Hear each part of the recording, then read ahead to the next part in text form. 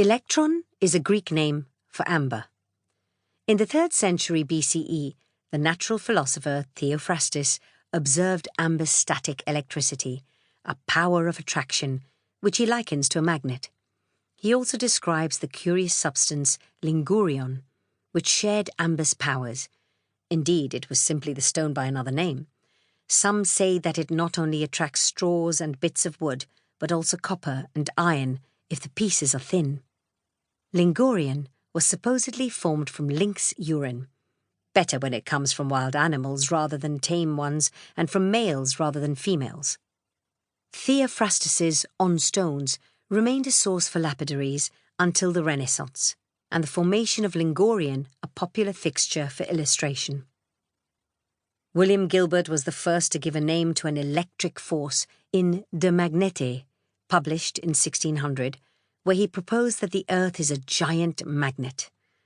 Building on the work of Theophrastus, Gilbert documented the origins of amber and its performance in a series of experiments. Amber comes for the most part from the sea and the rustics collected on the coast after the more violent storms with nets and other tackle. It is the sea water that firms it, thinks Gilbert, for it was at first a soft and viscous material that permitted the entombment of the flies, grubs, gnats and ants now shining in eternal sepulchres.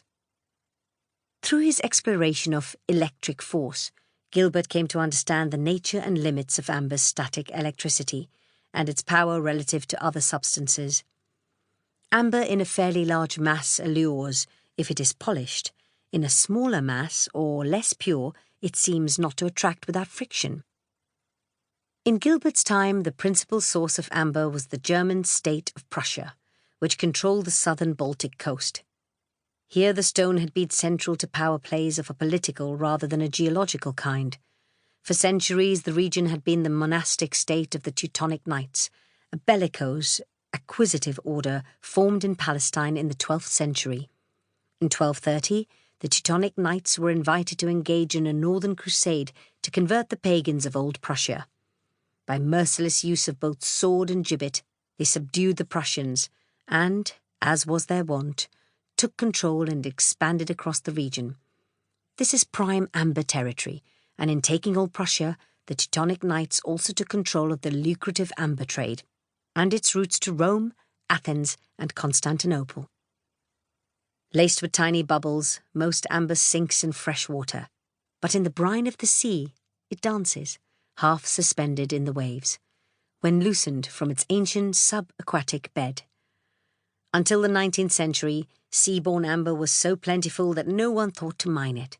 Why bother when the stones arrived in the shallows or washed onto the beach? The Teutonic Knights entered the gem trade with all the charm and equanimity they had brought to baptizing Old Prussians. They set up strict rules for collecting, carving, and dealing. Apprehended smugglers were hanged from the nearest tree. The destiny of this brutally controlled material was rosary beads, devotional images, and carved saints. Trade was brisk and profitable, for throughout Christendom no price was too high for a rosary strung with lucent amber beads. Once the healing antiseptic sap of ancestral pine trees, amber is petrified but retains its chemical composition.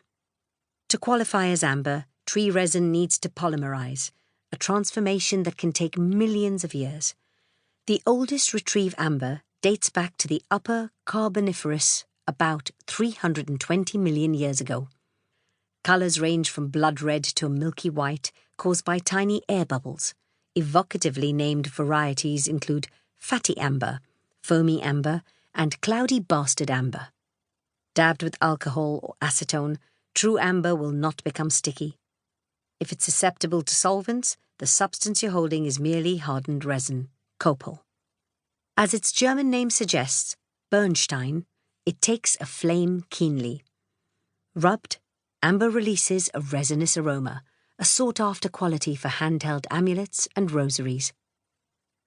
For those in the business of graven images and devotional accessories, the Protestant Reformation in the 16th century was disastrous, but by then the Teutonic Knights' powers were already weakening. In 1525, under the influence of Martin Luther, The Knights Grand Master Albrecht converted the monastic state into a secular principality, became a Lutheran, was granted the title Duke of Prussia, and married a Danish princess. The remaining knights either followed him into respectable matrimony or left for Rome. The amber was still there, washing onto the beach, the legacy of long since migrated ancient forests. The Teutonic Knights left a legacy as well. In 1699, Frederick III, Elector of Brandenburg, Duke and later First King of Prussia, discovered a huge cache of amber in Königsberg Castle, former seat of the Grand Masters.